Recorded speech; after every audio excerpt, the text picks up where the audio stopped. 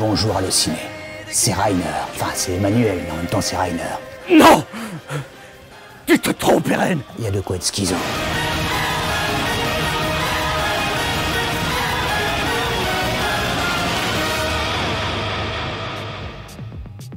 Bon doublage, oui, c'est un doublage en fait qu'on n'entend pas. Si quelqu'un est dedans et se dit pas tiens, il y a un comédien derrière, c'est que c'est un doublage réussi. Mais attention, il nous faut des infrastructures pour accueillir nos croiseurs. Les seuls quais de taille se trouvent au sud. C'est essentiel pour notre avantage matériel. Ça fait 15 ans que je fais du doublage. Et puis un beau jour, ou peut-être une nuit, cette merveilleuse équipe de Timeline m'a donc appelé pour faire des essais pour faire Rainer. Hélas, l'endroit n'est pas sûr.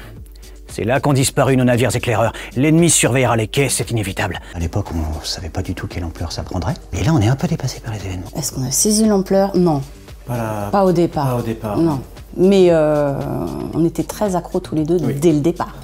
On se battait.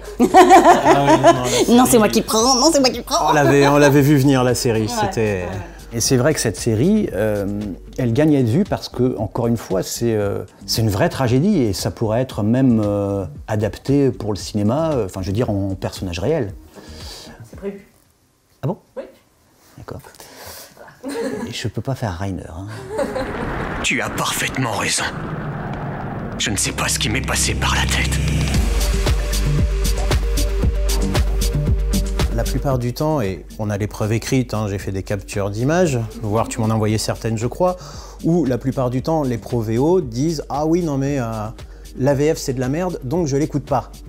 Bah du con, mais si tu l'écoutes pas, comment tu sais que c'est de la merde? Et on a eu un exemple flagrant encore très récemment de quelqu'un qui citait des VF qu'il considérait comme de la merde, et dans le lot, il y en avait qui n'étaient même pas sortis, qui n'étaient même pas faites. C'est-à-dire l'animé n'était pas sorti en VF, il n'y avait pas de VF dessus, et on a le pro VO qui dit « Ouais, cette VF là, c'est de la merde ». Qu'est-ce que vous voulez répondre à des gens comme ça? Non, quelqu'un qui regarde une VF, qui soit pro VO, pas pro VO, ça je m'en fous, chacun regarde comme il veut. Quelqu'un qui regarde la VF de bout en bout et qui va venir me dire « J'ai pas aimé, j'ai trouvé ça nul parce que telle raison, telle raison, telle raison », là, moi, je vais l'écouter, je pense que toi aussi. Là, oui, on va écouter ses arguments, on va se dire « Ok, est-ce que j'ai merdé quelque part? Qu'est-ce que j'ai mal fait ?» La plupart des pro VO, ils écoutent pas les VF, qu'est-ce que... Il n'y a rien à répondre. Et de toute façon, oui, le japonais est une langue complètement différente. Moi qui ai fait plusieurs voyages au Japon, j'ai visité des studios de doublage, j'ai été dans des écoles de comédiens là-bas, j'ai vu comment ils apprenaient.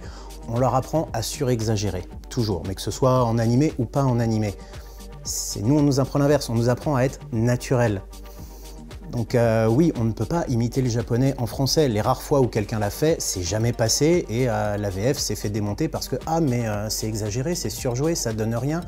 Bah oui, on a imité le japonais, en VF, ça ne passe pas, on ne peut pas. On doit trouver le juste milieu, c'est-à-dire garder cet esprit, cette énergie, on va dire cette manière d'aller très loin, mais quand même en restant naturel, sinon ça ne passera jamais en VF. Je ne supporte plus d'être ce que je suis. Tue-moi, je t'en supplie. Je suis fier de faire ça aujourd'hui quand j'étais petit, que je voyais Goldorak ou toutes ces séries-là. Je m'imaginais pas un instant que je ferais ça aujourd'hui, quoi. Donc, et puis j'ai pu aussi, grâce à ça, avoir rencontré des gens que j'adorais à l'époque dans les voix. Je prends les Hernandez, les Carrel, tout ça. À côté de nous, c'est des monstres.